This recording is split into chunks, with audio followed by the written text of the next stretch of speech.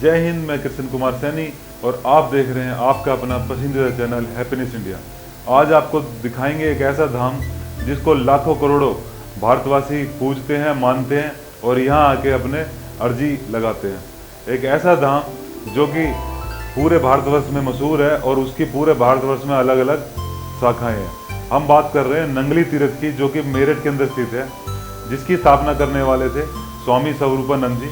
उसके बाद अभी तक अलग अलग संत महात्मा इस तीर्थ धाम को आगे बढ़ाते आए हैं और यहाँ के बहुत ज़्यादा प्रचलित और आगे की क्या क्या विशेषता है उस सभी पे बात करने के लिए हमने अभेद योगानंद जी से बातचीत की है, जो यहाँ के संत हैं और ट्रस्टी भी हैं। वो सारे जानकारी विस्तार से बताएंगे कि कैसे इस धर्म स्थल की शुरुआत हुई और इस तीर्थ धाम को बनाने का क्या विषय था, स्वामी स्वरूपानंद ने क्यों इस धाम की शुरुआत की और उनकी क्या विशेषता थी, उसके बाद कौन कौन से गुरु आए। ये सारी जानकारी हमने वहाँ से जुटाने की कोशिश की है और आप तक पहुँचाने की कोशिश की है, क्योंकि भारत देश अलग अलग क्षेत्र में अलग अलग संत महात्माओं द्वारा धर्मों का प्रचार प्रसार करने के लिए माना जाता है। पूरे भारतवर्ष में अलग अलग धार्मिक स्थल भी बने हुए हैं जहाँ हमारे देवी देवताओं के स्वरूप बने हुए हैं। लगातार दी गॉड शो में हम आपको वो सारी चीज़ें भी दिखाने लग रहे हैं और अलग अलग धार्मिक स्थलों के बारे में भी बताते रहे हैं।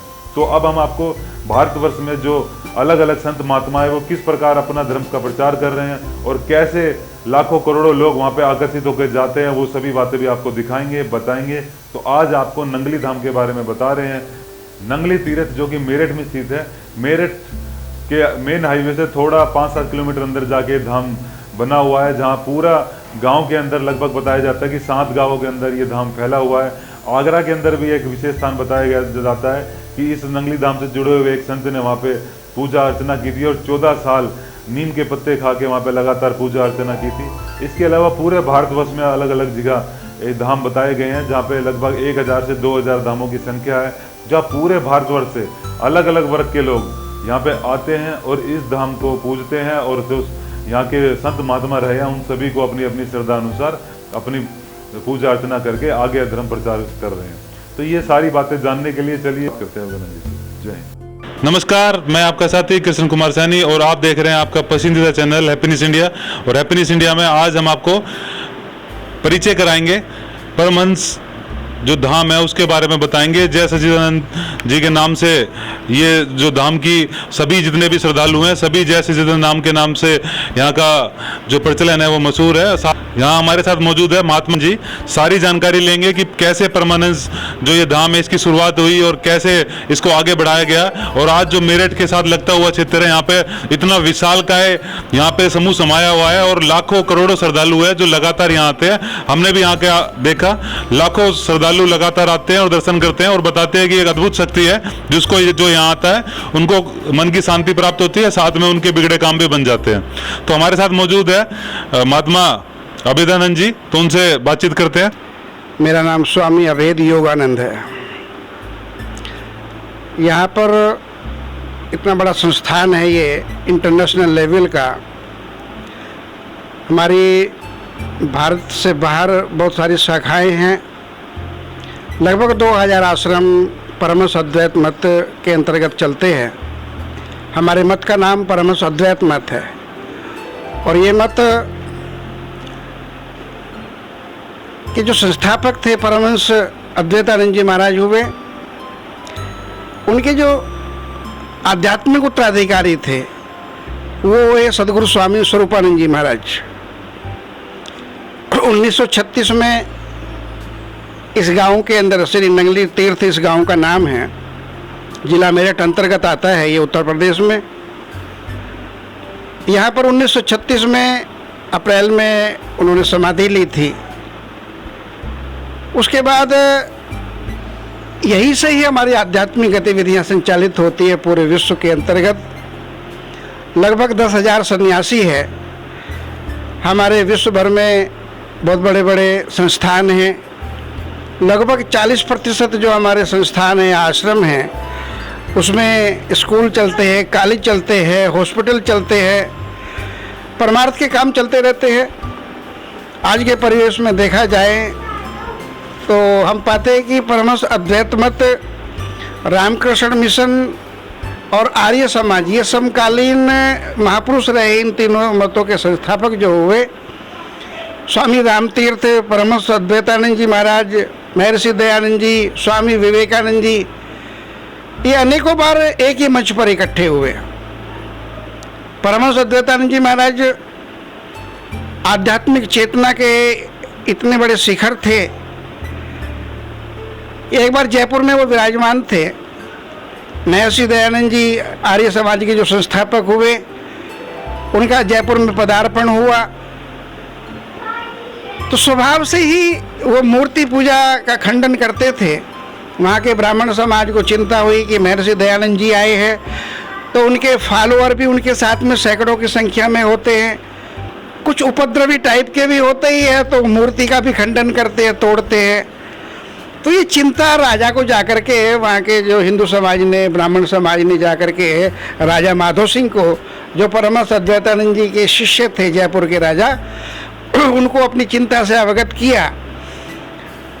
तो बड़े चिंतित हुए राजा माधो सिंह जी भी। उन्होंने कहा चिंता ना करो, संयोग से हमारे गुरुदेव परमहंस अद्वैतानंद जी यहाँ पर विराजमान हैं, ऐसा करिएगा कि उनकी मुलाकात, दयानंद जी आ रहे हैं, जब वो आएंगे तो मुलाकात में आप परमहंस अद्वैतानंद जी से उनका आपस में तारतम्य जब होगा, संवाद जब होगा, तो कई चीज़ें जो हमें भयावह लग रही है कि मूर्ति पूजों का खंडन हो गया, मूर्तियाँ टूटेंगी, ऐसा कुछ नहीं होगा, मुझे ऐसी आशा है। और हुआ भी यही। औपचारिकता के बाद में संवाद हुआ दोनों महापुरुषों का। पहली ही नज़र में देखने के बाद परमहंस अद्वैतानंद जी महाराज ने महर्षि दयानंद जी को बोला कि कुदरत ने जितना आपसे काम लेना था वो तो हो गया है, अब आप अपने शरीर की ओर ध्यान दीजिएगा। क्योंकि उन्हें कुछ लग रहा था कि अब इनका देह बहुत देर तक नहीं रहेगा इस सृष्टि पर। तो हुआ यही, महर्षि दयानंद जी भी समझ गए कि ये आध्यात्मिक विभूतियाँ हैं, और जो कह रहे हैं उसकी फीलिंग, उसका एहसास दयानंद जी को भी हो चुका था, क्योंकि उनको कई बार जहर दिया जा चुका था, कांच दिया जा चुका था। तो कुछ इस प्रकार की शक्तियाँ लगी हुई थी उनके शरीर के लिए नुकसान पहुँचाने में। जब संवाद हुआ तो प्रणाम किया महर्षि दयानंद जी ने परमहंस अद्वैतानंद जी महाराज को, जो हमारे दादा गुरुदेव लगते हैं। उन्होंने कहा कि आपने बिल्कुल ठीक कहा, और सचमुच ही संवाद के बाद में उन्होंने आगे का प्रोग्राम बनाया और वहाँ से अलवर गए। वहाँ जाने के बाद में आप सब जानते ही, इतिहास परिचित है कि वहाँ वैश्य ने उनको धोखे से विष दे दिया था और फिर उनका देहावसान हो गया था। तो इस प्रकार की विभूति थे हमारे परमहंस अद्वैतानंद जी। उनके जो आध्यात्मिक उत्तराधिकारी थे, उनकी यहाँ समाधि है। हमारा ये जो आश्रम है नंगली तीर्थ, ये लगभग हमारा जो परिक्षेत्र है आश्रम का, ये 6 गांवों में फैला हुआ है। 3 तहसील लगती है, 2 जिले लगते हैं, जिला मेरठ और मुजफ्फरनगर के बॉर्डर पर ये आश्रम है। साल भर यहाँ पर हजारों की भीड़ रोज होती है। लगभग 1200 के लगभग रोज यहाँ पर दर्शनार्थियों का भोजन बनता है। तीनों वक्त यहाँ लंगर चलता है। यहाँ पर बड़े बड़े हॉस्पिटल है, होम्योपैथी का भी हॉस्पिटल है, यहाँ पर अपना स्कूल भी है, कॉलेज भी तैयारी चल रही है। आप लोग रास्ते में आए होंगे, हॉस्पिटल के सामने कॉलेज की व्यवस्था चल रही है। तो आध्यात्मिक यहाँ पर गतिविधियों के साथ साथ में परमार्थ की भी व्यवस्था चलती रहती है। अभी लॉकडाउन में ही लगभग हमारी संस्था से 1.5 करोड़ के करीब यहाँ से संकलन किया गया, संग्रह किया गया और उसका जो अपना वितरण किया गया। जो गरीब क्षेत्र थे मेरठ मुजफ्फरनगर में, जहाँ भोजन की समस्या होने लगी थी लॉकडाउन में, हम लोगों ने यहाँ से भोजन तैयार करवा करके राष्ट्रीय स्तर पर भी कोई भी आपदा आती है, भूकंप आता है या कारगिल का था, करोड़ों रुपए यहाँ से हम लोगों ने आध्यात्मिक जो संस्थान है यहाँ से संकलन करने के बाद में सरकार को हैंड ओवर किया है, प्रधानमंत्री जी को दिया है, मुख्यमंत्री योगी जी को दिया है अभी लॉकडाउन में। इस प्रकार की सांस्कृतिक गतिविधियाँ भी यहाँ भी समय समय पर चलती रहती है। समय समय पर यहाँ पर RSS के कार्यक्रम भी चलते रहते हैं और भी आध्यात्मिक गतिविधियाँ चलती रहती है। तो ये आध्यात्मिक केंद्र है। मन की शांति की जहाँ तक बात है, यहाँ पर मेडिटेशन कराया जाता है, ध्यान कराया जाता है और जो हमारी वैदिक कालीन परंपरा है ध्यान की, वो कराई जाती है। और वैदिक कालीन परंपरा होने से सीधा हमारे मस्तिष्क पर उसका प्रभाव आता है, हमारी चेतना पर प्रभाव आता है। परिणाम ये होता है कि जो थकित मानवता है, दुखित मानवता है, चेतना जो हमारी विक्षुब्ध सी हो गई है, मन जो उद्विग्न रहता है, उस ध्यान की प्रक्रिया को अपनाने के बाद में, उसे स्वीकार कर लेने के बाद में, उस दीक्षा में दीक्षित हो जाने के बाद में साधक के मन को बड़ी शांति मिलती है। यहाँ पर इस प्रकार के प्रकल्प चलते रहते हैं। तो जैसा कि बाबा जी ने पूरा विस्तार से बताया कि संस्था के द्वारा किस किस प्रकार से लोगों की सहायता की जाती है और कोरोना काल में भी लोगों की मदद की गई है, जिसके लिए फंड भी जारी किया गया है। तो यहाँ पे आध्यात्मिकता के साथ साथ सामाजिक कार्य भी लगातार किए जाते रहे हैं। तो जो मेरठ की संस्था है उसके बारे में तो हमने देख लिया, मेरठ के अंदर जो धाम है उसके बारे में बता दिया। एक आगरा के निकट भी एक धाम बताया जाता है, जहां बताया जाता है कि बाबा जी ने वहां पे कुछ सालों तक वहां पे तप किया था। उसके बारे में भी एक बार जान लेते हैं, फिर उसके बाद जानेंगे बाबा जी से कि बाबा जी की कैसे शुरुआत हुई और बाबा जी का जुड़ाव यहाँ से कैसे हुआ। तो बाबा जी जो आगरा का धाम है वहां पे बताया गया था कुछ तप किया था वहां पे, उसके बारे में थोड़ा बताइए। इनकी ये समाधि है, जिस महापुरुष की यह समाधि है, परमादरणीय परम पूज्य सदगुरुदेव स्वामी स्वरूपानंद जी महाराज, इन्होंने वहाँ 13 साल तपस्या की नीम के पत्ते खा करके, और समाधि भी ऐसी कि जिसकी हम कल्पना नहीं कर सकते आज के परिवेश में। महावीर स्वामी ने जिस प्रकार की तपस्या करी, उनका शरीर सूख गया था। ऐसे ही हम पाते हैं कि नगली निवासी भगवान हम जिन्हें कहते हैं स्वामी स्वरूपानंद जी महाराज, इन्होंने वहाँ हरिहर बाबा के नाम से लोग, उनका पुराना नाम जो गुरुदेव ने रखा वो नाम तो नहीं जानते थे, लेकिन हरिहर बाबा के नाम से उन्हें जानते थे। अखंड समाधि 6-6, 7-7 महीने की अखंड समाधि, उनके आसन के चारों ओर घास उगाई थी, उनके जो बाल थे, केश थे, चिड़िया उन्हें खींच खींच करके अपने घोंसले में ले जाती थी। इस प्रकार की साधना अखंड समाधि, इसे हम कहते हैं अखंड समाधि। तो उसके अंतर्गत 13 वर्ष उन्होंने घोर तपस्या की। वहाँ पर एक बहुत बड़ा संस्थान बना हुआ है। और मैं ये बता देना चाहता हूँ, दयाल बाग जहाँ से राधा स्वामी मत चला है, उसके संस्थापक थे सेठ शिव दयाल जी।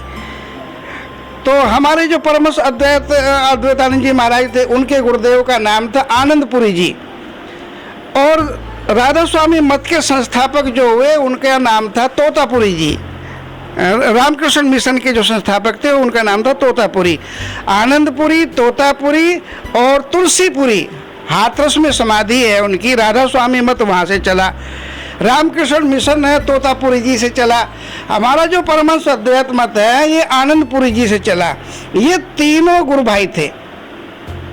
महत्वपूर्ण बात यह है, ये तीनों मत आज विश्व पटल पर छाए हुए हैं। और इन तीनों के जो फाउंडर थे वो अंततोगत्वा तीनों ही गुरु भाई थे।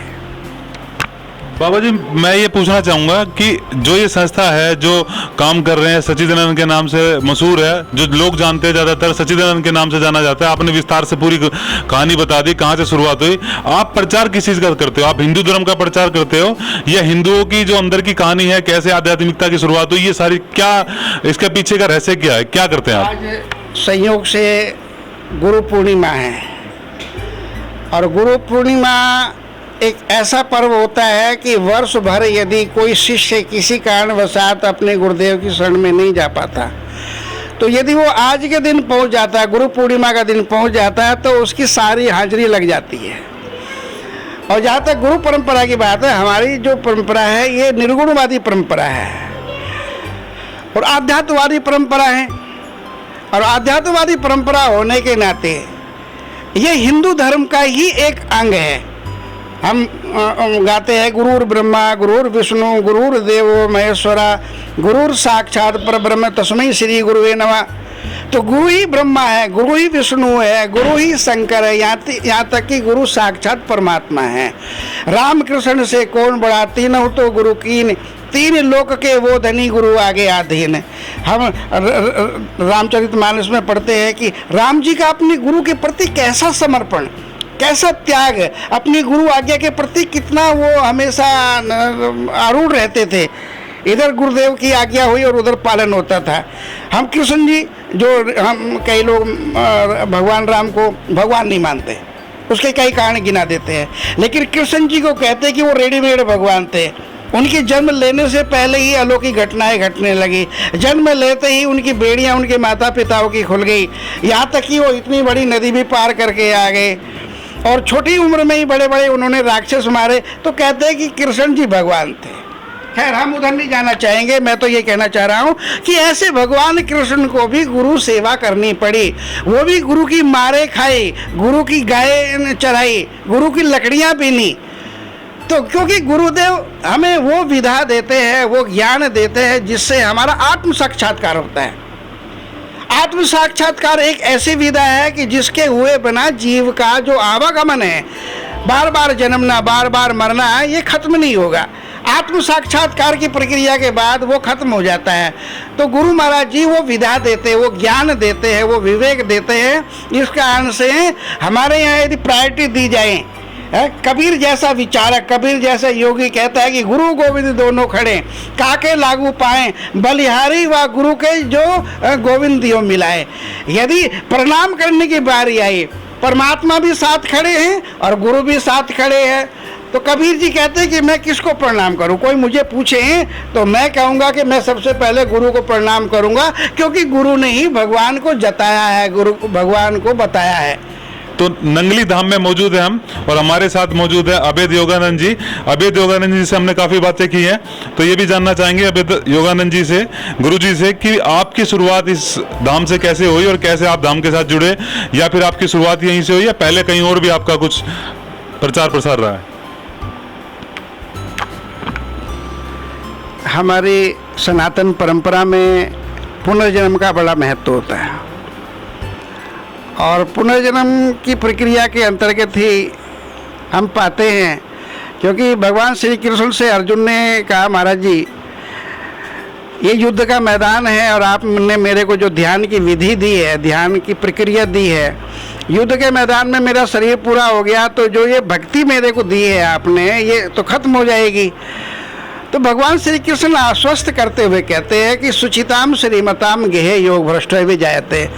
तू अर्जुन चिंता ना कर, तू मेरी बताई हुई इस आध्यात्मिक प्रक्रिया को यदि अपना भी लेता है, चल पड़ता है, तो शरीर छूट जाता है और यात्रा आध्यात्मिक पूरी नहीं हुई तो तुझे योगियों के कुल में, भक्तों के घर में दोबारा जन्म मिलेगा। ये बात मैं इसलिए कह रहा हूँ कि मेरा जन्म यहाँ से लगभग 35 किलोमीटर दूर है, नंगला सेखू जिला मेरठ जिले के अंतर्गत ही आता है वो। वहाँ मेरे दादाजी, माता और दादी जी, माता जी, पिताजी, परिवार के बहुत सारे जो सदस्य थे वो यहाँ के दीक्षित थे, यहाँ के गुरुमुख थे, यहाँ उनका आना जाना था। उन्हीं के साथ में बचपन से ही मेरा आना जाना यहाँ पर रहा, और मैं पाता था कि मेरा इस गुरु घर से बहुत पुराना नाता है, क्योंकि सुचिताम श्रीमताम गेहे योग भ्रष्ट भी जायते। तो मेरा जो बाल्यकाल था संतों की गोद में ही बीता, और लगभग 18 साल की आयु में तो फिर मैं समर्पित हो गया। हमारे यहाँ परंपरा है कि यहाँ पर 10,000 के लगभग सन्यासी है परमहंस अद्वैत मत के पास, तो उसमें ये सन्यासी भी है। तो 18 साल की उम्र में मेरे संकल्प के अनुसार, मेरी भावनाओं का ध्यान में रखते हुए मेरे माता पिता ने यहाँ मुझे भेंटा कर दिया। मेरे गुरुदेव ने कहा कि हम ऐसे किसी बच्चे को रखते नहीं जब तक माता पिता भेंटा ना करें। तो 18 साल की आयु में मुझे यहाँ पर भेंटा कर दिया गया, यानी कि समर्पित कर दिया गया। फिर मैं यहाँ पर सेवा करता रहा, और साहित्य से मैंने शास्त्री की, वृंदावन में पढ़ाई की साहित्य से, और साहित्य से शास्त्री करने के बाद में पूरे भारत की पदयात्रा करी। 3.5 साल मुझे पूरे भारत की पदयात्रा में लगा, और उस पदयात्रा के अंतर्गत बहुत सारी विभूतियों के, संतों के भी दर्शन हुए, गुरुजनों के दर्शन हुए। शिक्षा हेतु मैं कई जगह पर प्रवास भी किया, साधना के लिए एकांतवास भी किया। स्वामी स्वरूपानंद जी शंकराचार्य द्वारका पीठ के, उनका विद्यार्थी बन करके भी रहा, और विश्व हिंदू परिषद का मैं सक्रिय कार्य करता रहा। स्वामी वामदेव जी महाराज के संरक्षण में मैंने फिर पूरे भारत का भ्रमण किया, राम रथ यात्रा के साथ साथ विश्व हिंदू परिषद का सदस्य होने के नाते सक्रिय कार्य करता रहा राम जन्मभूमि का। इस बीच में तो बाबा जी ने बताया कि जो यहाँ का मुख्य रूप है वो ये है कि परमात्मा से मिलाने का आधार बने हुए हैं गुरु जी, और जो परमात्मा तक कैसे पहुंचा जाए उसकी एक कड़ी बनकर यहाँ पे काम किया जा रहा है। और जो प्रचार किया जा रहा है हमारे धर्म का या फिर अन्य जो भी चीज़ें आध्यात्मिक चीज़ें हैं, तो वो बताने का प्रसार किया जा रहा है कि आप परमात्मा तक कैसे पहुंचे। बाबा जी ने बताया कि आप अगर मन की शांति लेना चाहते हो, सारी बातें भी बताई। बाकी परमानंद जो यहाँ का परमहंस धाम है उसके बारे में भी सारा विस्तार से बताया, आगरा धाम के बारे में बताया। तो इसी तरीके की और जानकारी देखने के लिए आप चैनल को जरूर देखें। आगे आपको मिलवाएंगे, दिखाएंगे कुछ और अन्य जानकारी, और जो हमारे हिंदू समाज को प्रचारक रहे हैं अलग अलग बाबाओं से, धर्मों से, जिनकी अलग अलग एक अपनी विख्यात परंपरा रही है और एक अलग ही इतिहास है। तो देखते रहिए चैनल को, सब्सक्राइब करना ना भूले। जय हिंद, जय भारत।